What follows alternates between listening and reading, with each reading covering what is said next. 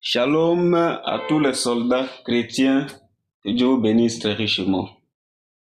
Aujourd'hui, c'est le jour où on doit se mettre dans le combat. Chaque samedi, sous le panel, nous avons prière. C'est le jour aussi où le chrétien dispose son âme pour attaquer l'ennemi. Et le prophète Branham dit, l'âme la plus forte, la plus puissante que Dieu ait jamais remis entre les mains d'un individu, c'est la prière. Donc ça veut dire quand tu es dans la guerre, si tu veux prendre l'obus pour pouvoir bombarder, détruire le camp de l'ennemi, tu n'as que la prière. Mais malheureusement, qu'est-ce que Satan fait? Satan te fait montrer toute autre chose, mais il fait de son mieux de ton péché d'être un guerrier et une guerrière de prière. Pourquoi? Parce qu'il veut te déstabiliser. Il veut avoir le dessus sur toi. Et il va chercher à te distraire pour que tu ne puisses pas utiliser cette arme-là. C'est comme un soldat qui va en guerre, il n'utilise pas l'arme. Mais comment tu vas te battre alors que tu n'utilises pas l'arme? Voyez-vous, nous sommes en combat chaque jour, a dit frère Branham. Mais tu es chaque jour en combat. Mais l'arme que tu as dans ta main là, tu ne l'utilises pas. Mais tu es sûr que tu vas vaincre comme ça?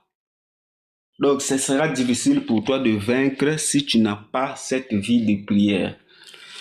Avant tout, on va d'abord chanter un cantique et prier pour l'ouverture, pour ces moments d'adoration et de prière. Toi, ma portion éternelle, puisqu'un ami pour la vie, pendant mon pèlerinage, laisse-moi marcher avec toi, près de toi, près de toi. Près de toi, oui, près de toi, pendant mon pèlerinage, laisse-moi marcher avec toi. Ma prière ne sera jamais pour les plaisirs de ce monde. Oui, je souffrirai avec joie, laisse-moi marcher avec toi, près de toi, Amen. près de toi, près de toi, oui, près de toi, oui, je souffrirai avec joie. Laisse-moi marcher avec toi. Prions le Seigneur. Glorieux, merveilleux, tendre Père céleste, créateur des cieux et de la terre, ô éternel grand Dieu tout-puissant. Oh Jésus, comme on avait déjà fixé un rendez-vous chaque samedi après la bonne, nous sommes en prière. Oh Jésus, tes enfants sont là, Seigneur Jésus-Christ, non pas la solution, oh éternel grand Dieu tout-puissant. Je t'en prie, oh éternel, par la grâce, par ton amour et par ta faveur, Seigneur, de m'écarter hors du chemin, Seigneur. Que la pensée humaine quitte, oh éternel, que toi-même tu puisses prendre le contrôle de mes lèvres, Père. Oh Jésus de Nazareth, Papa, nous te prions de nous oindre par ton esprit, de nous purifier par ton sang. Je remets ces panels en tes mains, Papa. Nous prenons ces panels sous contrôle, Père. Nous ordonnons à tout esprit d'envoûtement, de distraction, de sorcellerie, de fatigue et de négligence. Nous les lions et nous les jetons loin d'ici au nom de Jésus-Christ, Père. Que toi-même tu puisses être là du début jusqu'à la fin, pendant que nous allons passer ces petits moments en prière. Que ton nom soit béni et exalté dans le nom tout-puissant et infaillible du Seigneur et Sauveur Jésus-Christ. Nous avons ainsi prié et demandé. Amen.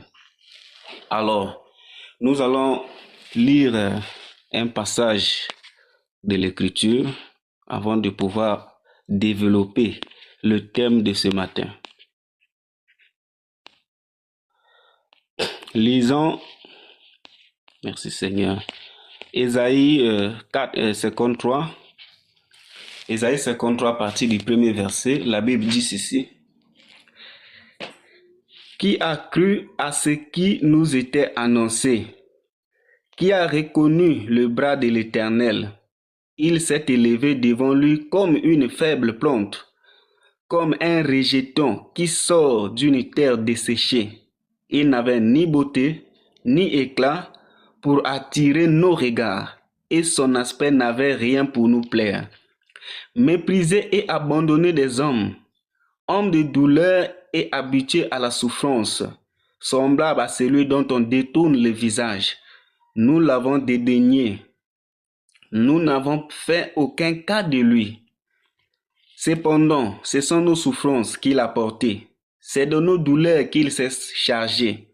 Et nous l'avons considéré comme puni, frappé de Dieu et humilié.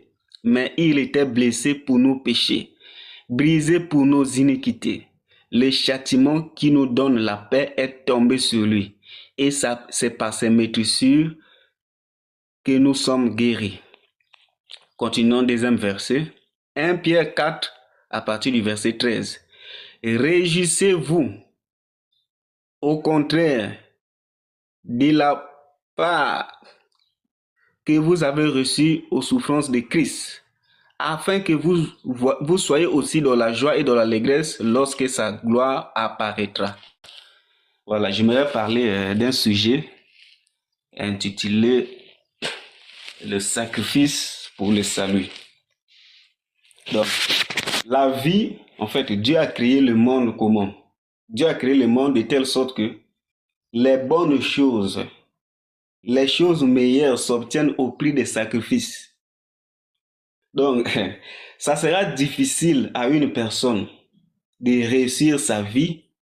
Ça sera difficile à une personne d'aller loin dans la vie si la personne-là n'a pas l'esprit de sacrifice.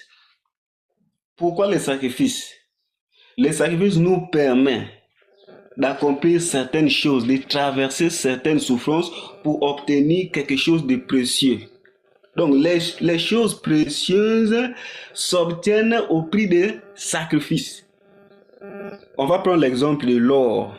L'or, c'est quelque chose de précieux, n'est-ce pas? Pour avoir ça, tu dois creuser. Tu dois creuser des mètres au sous-sol là-bas. C'est caché là-bas parce que c'est précieux. Jésus est merveilleux. Donc, on ne peut pas avoir l'or. Tu ne peux pas avoir l'or en te promenant juste comme ça. Je suis en train de marcher à la rue. Oh, j'ai ramassé l'or. Non. L'or, c'est caché au sous-sol là-bas. Donc, pour avoir ça, tu dois creuser. Prendre des risques. Parce que même quand tu vas creuser là, la terre là peut encore tomber sur toi. Donc, c'est déjà un exemple très parfait pour nous prouver que les choses précieuses s'obtiennent au prix des sacrifices. Donc, maintenant, la Bible dit ceci. L'âme de l'homme vaut plus que 10 000 mondes. Elle vaut 10 000 mondes. Donc, notre âme là, elle vaut 10 000 mondes. Jésus, pour racheter notre âme, il a dû souffrir pour avoir notre âme. Donc, c'est la raison pour laquelle même Branham dit que Dieu est capable de détruire une nation pour sauver ne fût-ce qu'une âme. Donc, on est en train de remarquer que il faut les sacrifices pour atteindre, pour réaliser certaines grandes choses dans la vie. Quand on prend l'exemple facile, un élève qui prépare son examen. Si cet élève-là veut avoir l'examen, par exemple, ceux qui ont fait le bac, ils connaissent. Si l'élève-là compte avoir l'examen, il doit avoir l'esprit de sacrifice. Il doit sacrifier les rendez-vous, il doit sacrifier le sommeil, il doit sacrifier certains plaisirs. Sinon, c'est l'échec qui va s'en suivre. C'est la même chose avec le salut. Quand un chrétien n'a pas l'esprit de sacrifice, quand un chrétien n'a pas l'esprit de mettre certaines choses à part, ce chrétien-là ne peut rien réaliser de bon. Tu ne peux rien réaliser de bon dans ta vie. Tu vas être là seulement un accompagnateur des autres chrétiens. Tu vas être un spectateur. Donc, il te faut la vie de sacrifice pour réaliser certaines choses dans ta vie. que ce soit sur le plan naturel, que ce soit sur le plan spirituel. Donc, je me rappelle quand moi je faisais l'examen, mon prof m'avait dit, si tu veux réussir ton examen, tu dois mettre à part certaines choses. Tu dois éviter les femmes. Tu dois éviter, voilà, il faut être en bonne santé. Donc, et ça m'était rentré dans l'esprit. Donc, moi, j'avais l'objectif que d'avoir l'examen. Et je ne m'occupais pas aussi du sommeil. Tu vas voir un élève qui se bat, il fait des nuits blanches pour avoir l'examen. Maintenant, si on pouvait dans le salut, les chrétiens ne voient pas l'importance du salut. Les chrétiens de nos jours, ils veulent aller au ciel facilement. Le chemin du ciel, c'est pas facile. Si tu n'as pas l'esprit de sacrifice, tu ne peux pas arriver au ciel. Comment faire pour arriver au ciel? Il y a certains sacrifices que tu dois faire. Des sacrifices liés à ta chair, des sacrifices liés à certains plaisirs. Il doit y avoir des choses que tu dois sacrifier. Amen. Donc, nous allons aussi remarquer que certaines bénédictions demandent des sacrifices. Certaines élévations, être élevé, demandent aussi des sacrifices. Quand tu n'as pas cette vie-là, tu ne peux pas aller loin. Je prends l'exemple. Vous voyez les sorciers? Satan copie toujours tout de Dieu. Satan ne fait rien qu'il ne voit chez Dieu. Donc, lui copie. Satan sait que il faut avoir l'esprit de sacrifice pour faire des grandes choses. Qu'est-ce que Satan fait? Comme par exemple, tu rentres dans leur loge là, il te demande des sacrifices. Tu dois sacrifier ton enfant. Tu dois sacrifier ta femme. Mais Satan a vu ça chez Dieu. Donc, chez Dieu aussi, il a vu que chez Dieu, il faut les sacrifices pour avoir certaines bénédictions. Donc, si toi tu es sage, tu peux appliquer aussi les mêmes choses. Tu vas avoir des bénédictions dans ta vie. Que ce soit spirituel, matériel, il faut avoir l'esprit de sacrifice. Il faut avoir l'esprit de sacrifice. Sans l'esprit de sacrifice, tu ne vas pas aller loin en tant que chrétien. Même dans ta marche là, tu ne vas accomplir pas grand chose si tu n'as pas l'esprit de sacrifice. Que Dieu nous révèle en fait, que Dieu nous donne, que Dieu nous ouvre la conscience afin de savoir qu'il nous faut nous sacrifier. Donc, ce que nous avons fait maintenant là, c'est aussi une part des sacrifices qu'on a fait. Parce qu'on a dit, bon, je vais manger après, je vais faire ceci après, je vais d'abord prier. C'est aussi un petit sacrifice que tu as fait. Donc, Dieu veut aussi que nous puissions faire des sacrifices pour qu'il nous bénisse. Alors, lisons le prophète Branham, il va nous appuyer ce que je suis en train de dire là. On va lire dans... Voilà, je suis dans la prédication. L'Église et sa condition. Le prophète nous dit ceci à partir du paragraphe 6. Ainsi, ils sont très fidèles pour aller à l'église, peu importe le foi qu'ils font. Ils s'envelopperont d'une couverture et sur un traîneau tiré par un cheval, ils parcourront une cinquantaine de kilomètres pour se rendre à l'église. Ils traverseront à pied et qu'ils reçoivent tant de la réunion. Oh Jésus. Branham dit ici que c'est les sacrifices. Donc les gens là, ils vivent loin. Même quand il fait froid, même quand il neige. Mais ces gens-là, ils bravent. Et Branham dit que ce qui fait que ces gens-là puissent obtenir quelque chose de la réunion, c'est parce qu'ils se sont sacrifiés. Donc toi, si tu n'as pas l'esprit de sacrifice, il y aura des bénédictions que tu ne peux pas débloquer dans ta vie. Si tu ne peux pas sacrifier même la série, si tu ne peux pas sacrifier même le sommeil, si tu ne peux pas sacrifier ta chair, tu dis qu'aujourd'hui je ne mange pas, je vais rester à jeun toute la journée. Il y aura des bénédictions que tu ne peux pas débloquer. Oh Jésus, aide tes enfants. Si tu ne peux pas sacrifier une nuit, tu dis qu'aujourd'hui là, je vais rester en train de prier. Il y aura certaines bénédictions que tu ne peux pas débloquer. Donc, en fait, tu dois avoir la révélation de ces sacrifices-là. Pourquoi Satan doit faire des sacrifices pour avancer, pour accomplir des espoirs? Mais ça doit attirer notre attention. Ça doit attirer notre attention. Si tu veux vraiment accomplir des grandes choses, entre dans l'esprit des sacrifices. Tu as un don. Je ne sais pas, prédicateur. chantre. Tu veux que les dons là explosent. Tu dois avoir l'esprit de sacrifice. Tu n'as pas offert ton enfant au sacrifice, non. Mais cet esprit de sacrifice là, c'est de passer même aussi une nuit en prière. C'est de passer aussi une journée en jeûne. C'est de passer des moments de prière. Sacrifier certaines causeries. La chair souvent, en fait, elle se plaît souvent à la distraction. La chair aime ça. Hein. Quand les gens sont là en train de parler de futilités là, oh! Elle est contente. Ah voilà, tu vois, j'étais rentré ici, je suis sorti là-bas. Il y avait une fille là-bas. Elle est venue, je l'ai parlé. Donc la chair, elle est contente. Mais quand il s'agit maintenant de sacrifice là, c'est là que la chair commence à bouder. Oh, mais c'est pour mon bien, cher. Si moi demain je ne suis pas béni, comment je vais te nourrir? Si demain je ne suis pas béni, comment je vais prendre soin de toi?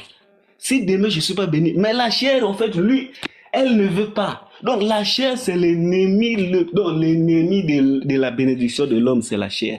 C'est la raison pour laquelle Paul avait eu cette révélation. Il a dit, j'ai traité durement ma chair.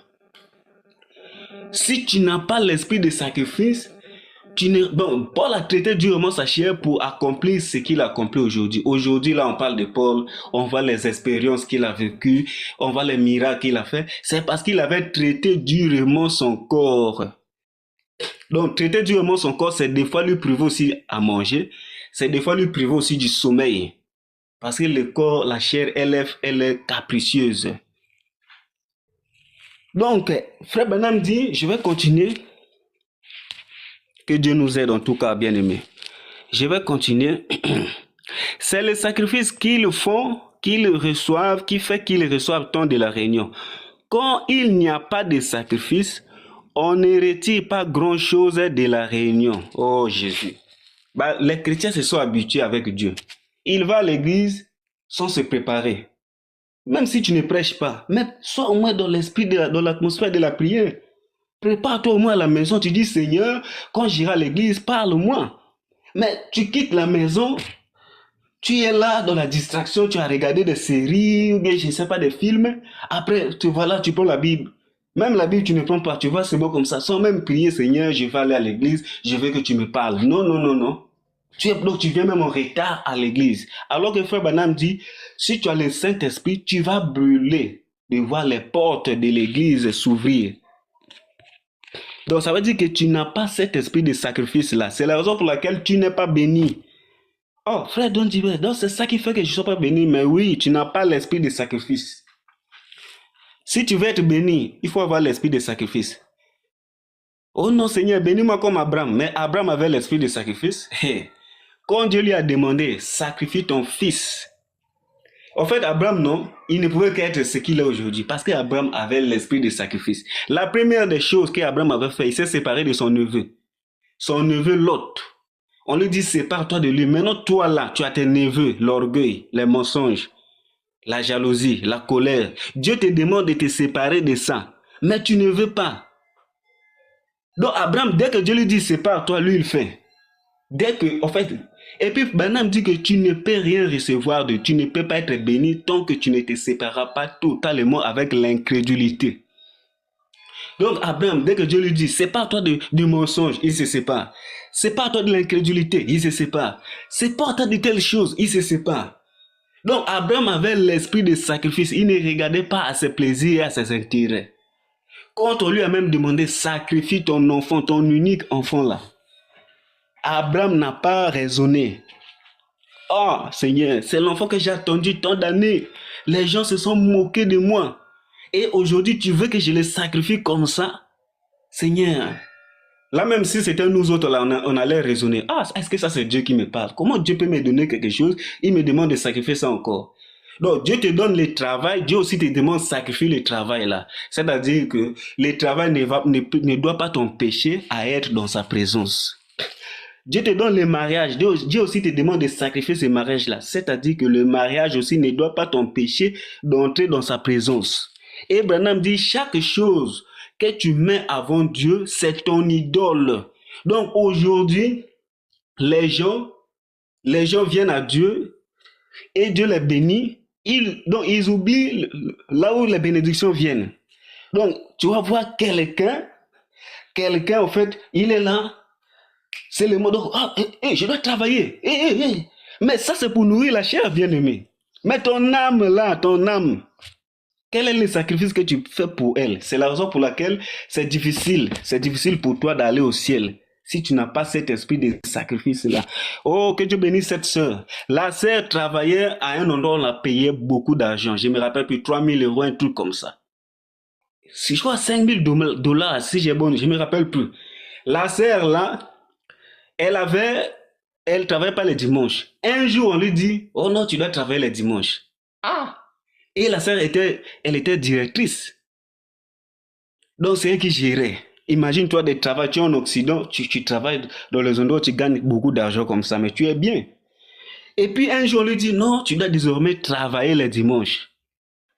La sœur a vu la parole et dit, la parole me dit que les chrétiens doivent aller à l'église les dimanches. Mais le travail me dit, les chrétiens doivent aller au travail les dimanches. Il dit, non, il faut un esprit de sacrifice là. Jésus est merveilleux. Donc, si tu n'as pas l'esprit de sacrifice, subitement, tu vas dire, ah ouais, bon, tu vois, bon, aujourd'hui, si je n'ai pas l'argent, comment je vais faire pour payer la facture, là? Qu'est-ce que la sœur a dit? Elle a dit au directeur, moi, je démissionne. Si vous voulez que je travaille le dimanche, je démissionne. Ok, tu démissionnes, d'accord. On a signé les papiers, on l'a chassé du travail. On a chassé la sœur, au lieu qu'on remplace, on n'arrivait pas à remplacer. Après, ça a passé quelques temps, quelques jours, on appelle encore la sœur. Parce que la sœur, qu'est-ce que la sœur a dit? La sœur a dit que c'est Dieu qui me donne la force, l'énergie pour aller au travail. Si Dieu ne me garde pas en bonne santé, je ne pourrais pas me déplacer pour aller au travail. Si Dieu ne me donne pas le souffle de vie, je ne pourrais pas être fort pour aller au travail. Donc, je préfère sacrifier ce travail et être en ordre avec Dieu. Il a sacrifié le travail et quelques jours après, on a ramené la sœur. On dit, bon, regarde, tu vas venir travailler, mais sauf les dimanches. Et donc la sœur était encore contente. Je crois même on avait élevé même la sœur, tu vois. Donc Dieu te donne les tests souvent. Tu demandes à Dieu le travail, Dieu te donne le travail. Après il te regarde. Bon, le travail, on commence à demander, il faut mettre des pantalons. Ici, on ne travaille pas en jupe. Toi, maintenant, tu regardes. Ah! C'est l'argent, hein? Bon, de toute façon, Dieu va comprendre. Dieu ne comprend que sa parole. Dieu ne va pas te comprendre, mon frère. Dieu ne va pas te comprendre, ma soeur. Dieu ne comprend que sa parole. Tu vas au travail, on a un petit vin. Ici, là, on boit un petit vin avec les DG. Toi, tu es là. Je dois garder mon travail, je dois boire. Oh, mais la parole dit de ne pas boire. Mais toi, tu le fais. Tu vas déposer les dossiers. On te dit, bon, on t'a retenu, ma soeur. Mais il faut vraiment avoir des relations avec les DG. Toi, tu vois, bon, regarde, j'ai souffert pour avoir le boulot. Bah, Dieu va me comprendre. Et Dieu ne va pas te comprendre, bien-aimé. Dieu ne va pas te comprendre. Parce que si toi, tu raisonnes, tu sacrifies la parole à cause des intérêts charnels, au jour du jugement, Dieu va te montrer une sœur qui traversait les mêmes épreuves que toi, qui a tenu bien, qui a tenu fort dans la parole. Pendant ce temps, toi, tu étais en train de sacrifier la parole. Que Dieu nous aide à avoir l'esprit de sacrifice. Il faut vraiment y mettre quelque chose, faire quelque chose qui fait très mal, voire mettre certaines choses à côté et arrêter votre travail. Faire ceci et cela afin de pouvoir aller à l'église. Ça, c'est Frère Branham qui dit. Et montrer à Dieu que vous l'aimez. Voilà. Donc, Dieu étant un mari, il veut que nous puissions lui montrer que nous l'aimons. Comment tu vas montrer à Dieu que tu l'aimes? C'est quand tu as l'esprit de sacrifice. Quand tu n'as pas l'esprit de sacrifice, Dieu va savoir que moi, donc tu es même incapable de sacrifier tes intérêts à cause de la parole. La parole dit ceci, mais tu raisonnes. Non, moi regarde, moi je pense que la parole te dit, ça là c'est pas comme ça. Toi pour toi tu raisonnes. Donc Dieu te voit, moi non mais vous pensez que aimer Dieu c'est quoi? C'est chanter j'aime Jésus. Aimer Dieu c'est pas chanter j'aime Jésus. Aimer Dieu c'est d'obéir à la parole. Parce que la Bible dit, celui qui m'aime, il gardera mes commandements. Donc, l'amour de Dieu est relié à l'obéissance à la parole. C'est pas au nom tu vas chanter j'aime Jésus, j'aime Jésus. C'est pas ça. C'est pas ça aimer Dieu. Même si tu chantes ça du matin au soir, tant que tu n'es pas obéissant à la parole, tu n'as pas l'esprit de sacrifice, tu n'aimes pas Dieu. Dieu voit que Olingaka été. On continue.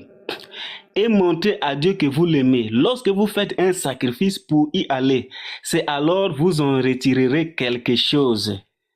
C'est comme mes enfants, Billy, Paul. Je pensais, je n'ai reçu quand j'étais enfant. Je n'ai rien reçu quand j'étais enfant. Maman avait l'habitude d'acheter peut-être un cornet de bonbons. Et elle distribuait 2 ou 3 à chacun.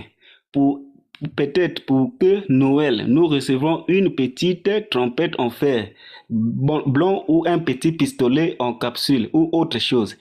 J'ai vu d'autres enfants avec des petits traîneaux, des bicyclettes et des bons vêtements et des vestes chaudes. Cela me chagrinait tellement. Je disais, si jamais j'ai des enfants, je ferai tout ce que je peux pour eux. Eh bien, j'aurais été d'accord de me priver de nourriture pour acheter quelque chose à mes enfants. Lorsque je vivais, quand Billy n'était qu'un petit garçon, je lui achetais un petit tricycle. Oh Jésus. Et je lui procurais tout. Et Meda essayait jusqu'à sacrifier entre autres ses propres vêtements pour lui procurer quelque chose. Mais vous savez ce que nous avons fini par découvrir? Je lui ai procuré un petit tricycle et un petit arc de flèche et tout le reste, je l'ai trouvé avec un cuiller et un bâton au fond du jardin en train de creuser quelque chose quelque part. J'ai dit, les prochains ne seront pas comme ça. Vous voyez, si vous mettez tout dans les mains des gens, ils n'en veulent pas. Ce doit être quelque chose pour lequel on fait un sacrifice. Et le salut, c'est ainsi, c'est un sacrifice complet. Oui, frère Roy, c'est un sacrifice que vous devez faire chaque jour. Quelque chose que vous devez faire pour vous approcher de Dieu. Je sais que c'est un sacrifice pour vous ce matin que d'être assis dans ce bâtiment. Voilà. Donc, Branham voyait son fils Billy Paul. Il avait vu les autres enfants et dit, mon fils doit être heureux, même si moi, dans ma vie, j'ai pas eu ce que je voulais. Mais au moins, mon fils, il doit avoir ce qu'il veut. Il lui a acheté voilà, tricycle. Pendant qu'il nommé Makaloko, moi, camion.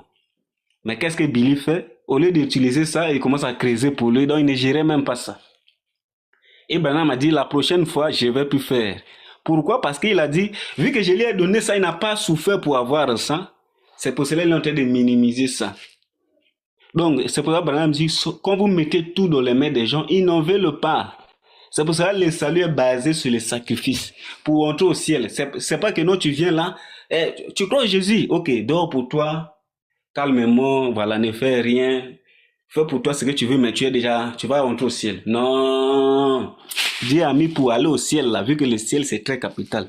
Tu dois avoir l'esprit de sacrifice. Il y a des choses que tu dois mettre de côté. Donc, il faut l'esprit de sacrifice. Tu dois annuler certains plaisirs. Tu dois annuler certains rendez-vous. Si tu dois annuler certains appels, on peut passer 4 heures d'appel. Hein? Je peux appeler ma meilleure amie ou bien mon meilleur ami.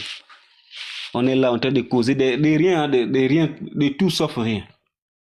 Mais on peut faire même 5 heures dans l'appel. Mais pour Dieu, passer des temps comme ça avec Dieu, ça prouve que Dieu n'est pas ton meilleur ami. Et puis tu es là en train de chanter, oh non, mon meilleur ami, c'est Jésus, c'est pas ton meilleur ami. Si Dieu était ton meilleur ami, tu allais passer plus de temps avec lui, comme tu passes aussi le temps avec tes copines et tes copains. Tu allais passer le temps avec lui. Ça prouve qu'il n'y a pas de communion entre vous. Vous ne vous entendez pas bien. Donc c'est ça. Donc il faut l'esprit de sacrifice pour avoir les bénédictions. Jésus nous a sauvés par la grâce. Le salut, c'est par la grâce. Mais les bénédictions, ça se mérite. Tu dois sacrifier même, des fois même ton argent pour donner à une œuvre missionnaire, pour soutenir une sœur qui est dans les besoins, pour soutenir un frère qui est dans le problème. Tu dois sacrifier ça. Tu vas voir que Dieu va multiplier ça. Donc les bénédictions, c'est caché derrière les sacrifices. Quand tu n'as pas l'esprit de sacrifice, ça sera difficile pour toi d'être béni. Sur ce, que Dieu vous bénisse richement. Sacrifice qu'étoffe mon cœur. Jésus prend ma vie, oh, Jésus prend ma vie, prend ma vie. Elle est toute à toi, elle est toute à toi, oui, par ta grâce infinie, finie, du mal garde-moi. Alors que nous allons entrer en prière, que maman prépare une adoration, que Dieu nous aide, on va prier pendant une dizaine de minutes. Demandons à Dieu, Seigneur, réveille en nous cet esprit de sacrifice. Donne-nous la révélation de l'esprit de sacrifice pour savoir que pour réaliser certaines choses dans la vie, certains rêves dans la vie, il faut cet esprit-là.